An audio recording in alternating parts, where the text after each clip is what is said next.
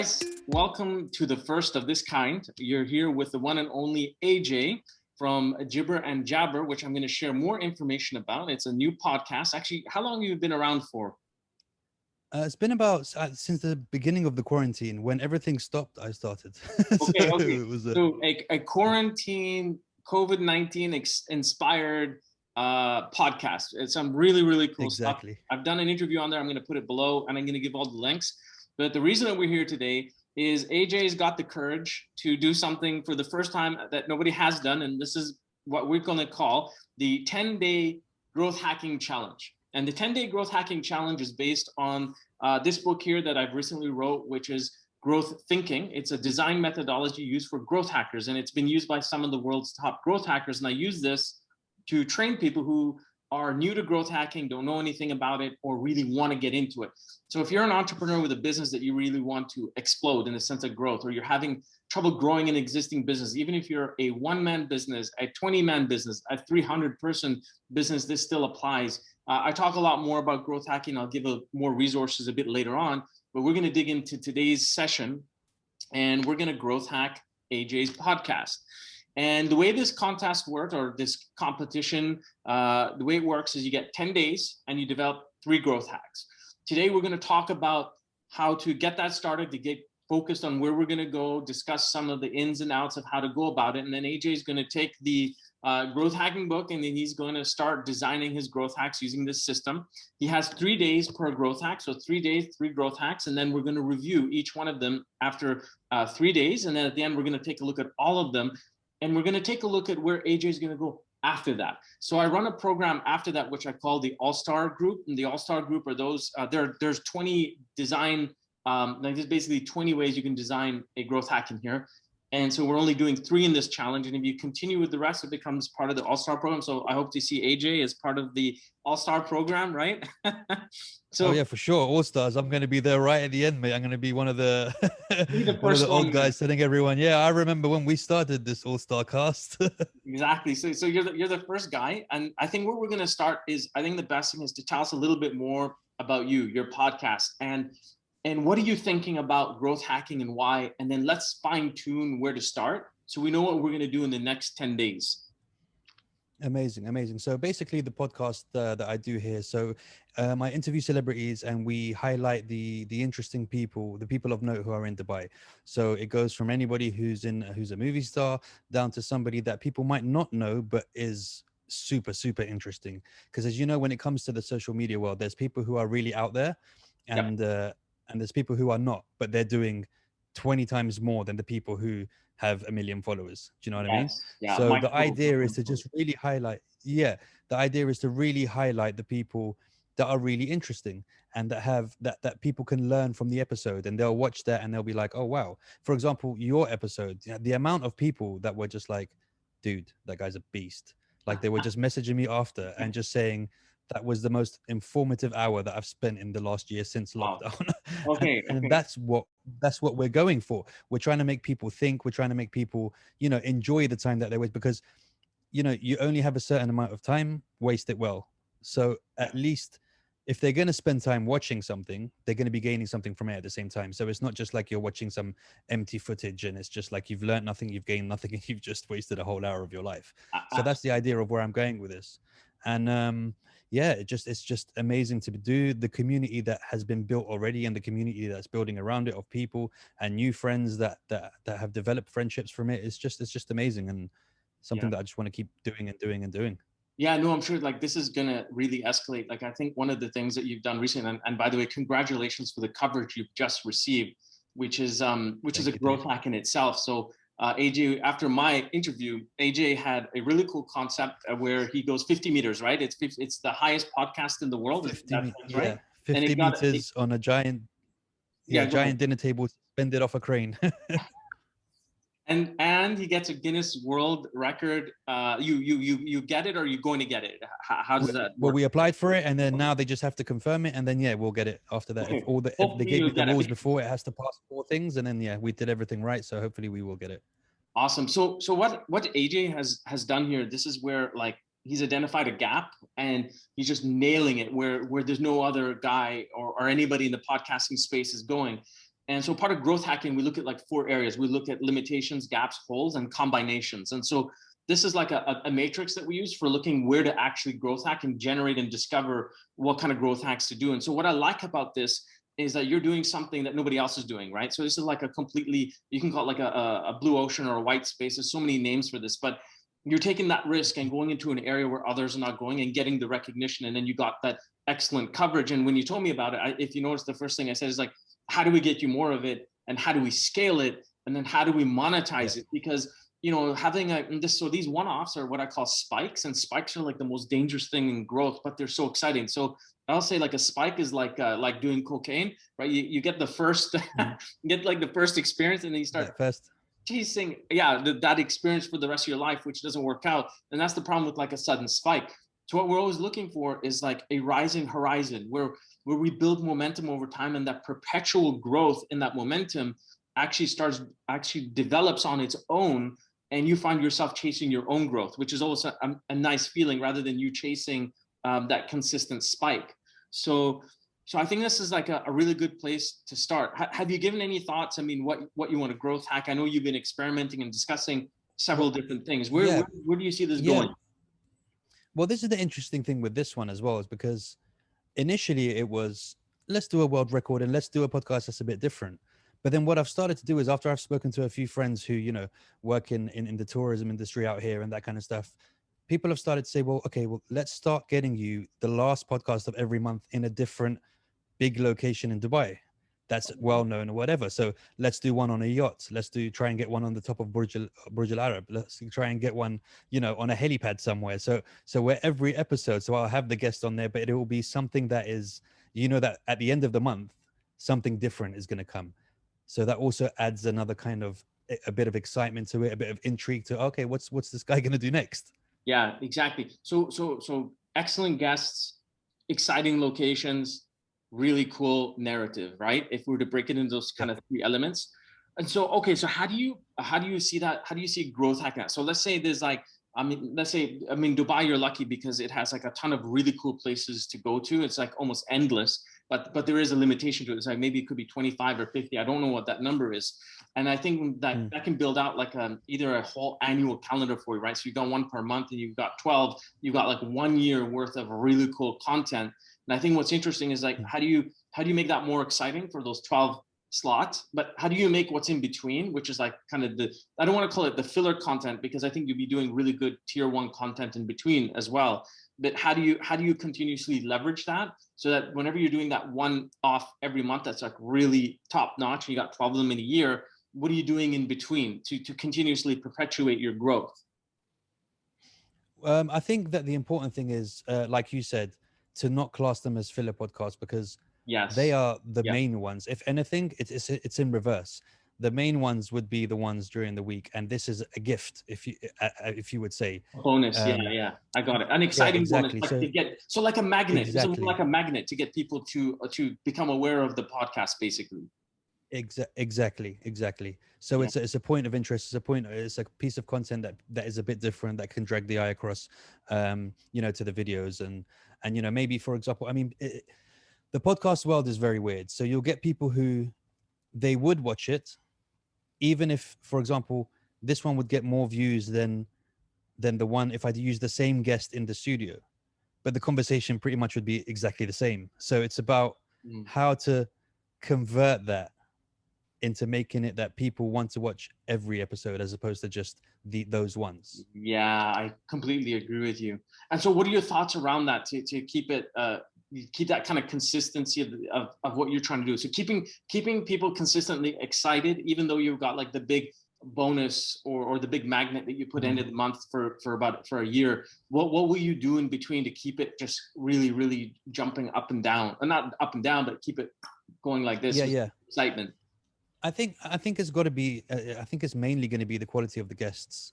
As long as the quality of the guests are good, then people will be, you know, tuning in.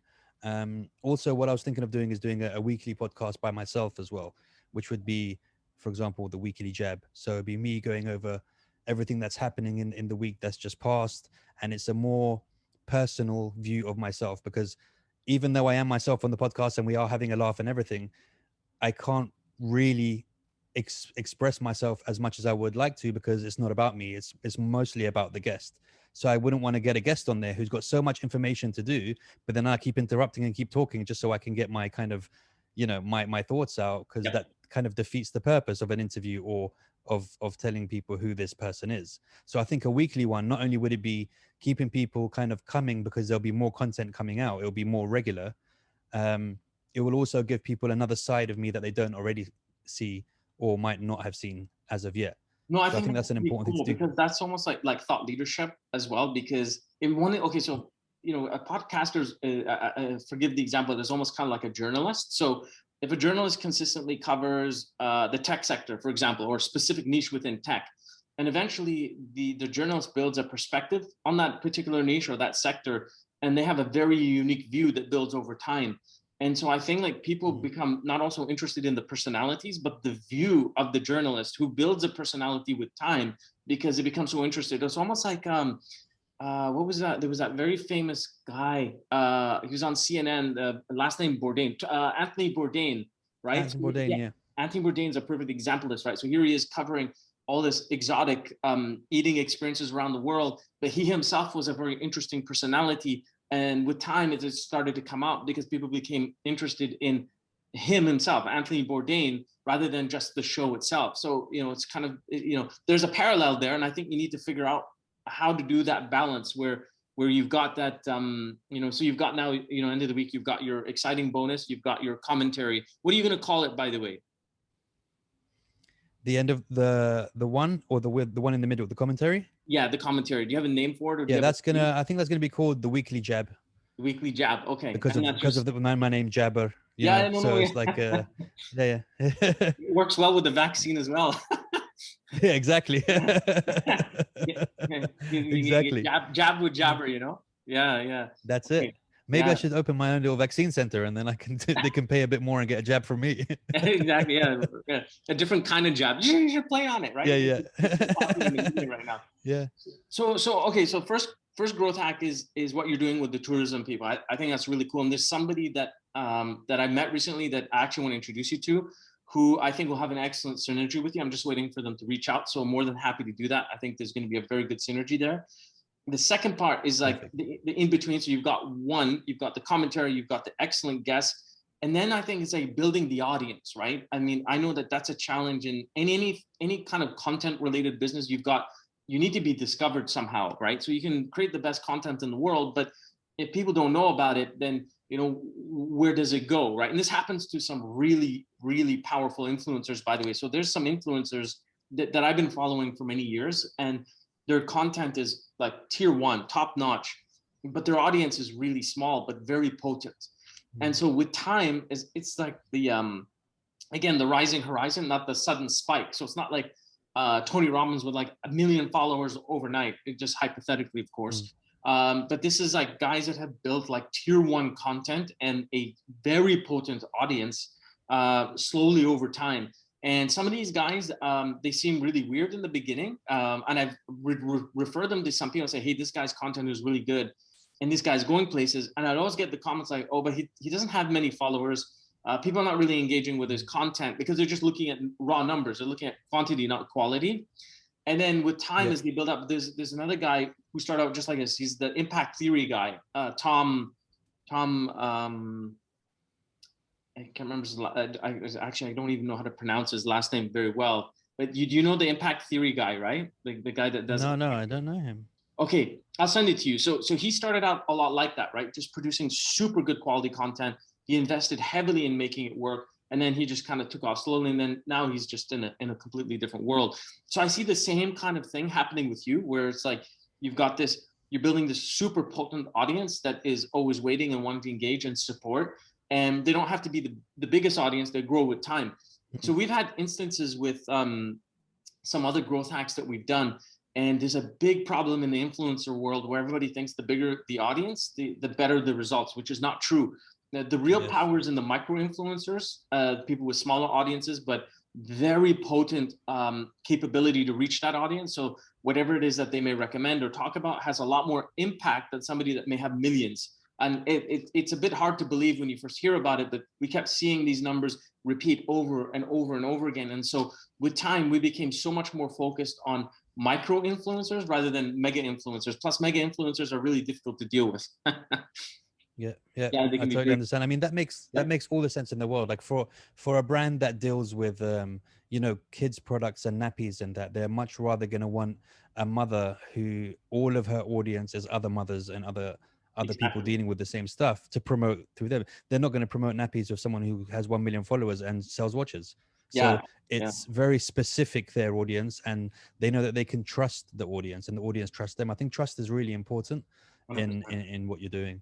100%. So we're going to talk in 3 days, and then in another 3 days, another 3 days to review your growth hacks. Um, do you have you pinpointed it from now what you want to do? Like, for example, I think I mentioned these before. So there's a few approaches. There's like one single growth problem, and then a single growth hack that you keep improving over time. The other way is like you focus on a single problem, but you try multiple, you test with that kind of multiple growth hacks, or you go multiple on multiple. So you're looking at multiple problems with multiple growth hacks. It gets more complicated, as I mentioned to you, I think before, but do you know what direction you'd like to take with that? I mean, I think I'd like to light myself on fire and run ahead at it, in a sense where I'm not scared to try and take on more than one. I know what you mean with the one, but Yeah. for example, as we were talking about before, with the websites and the SEOs and the, you know, getting your content out there where more people are going to see it is also as important as trying to get a cool venue for Oh you know, yeah. an episode that might go viral. So I think the most important ones are those two. It's the guests and the tourism part and doing that, but at the same time it's also figuring out how to get this website up there, get these use these programs that will change it, transliterate it into text and that stuff, so that your numbers will also, it's going to be, like you said before, it's going to be easier to be found. It's Discoverability. amazing me doing, yeah, it's amazing me, you know, bringing in all these people, but if no one's seen, you know, I've had a guest on one of my episodes and he is a very very very very big name, Okay. but he ended up getting 500 views. Do you know what I mean? Yeah. Where he did, if you look at his numbers, what happened to all of the people? Yeah. You know, so it's because it's not discoverable as much as it should be. Yeah. Then some are getting lost in the translation and lost in the videos. So I think it's really important to, I think, organization as well, especially when it's one person kind of doing everything. Yeah. Yeah. It's not like I've gone to, somebody said to me, hey, you know, you're a personality, we have this podcast, we have 20 staff, he's going to manage the social media, he's going to manage the internet, he's going to edit, he's going to do that.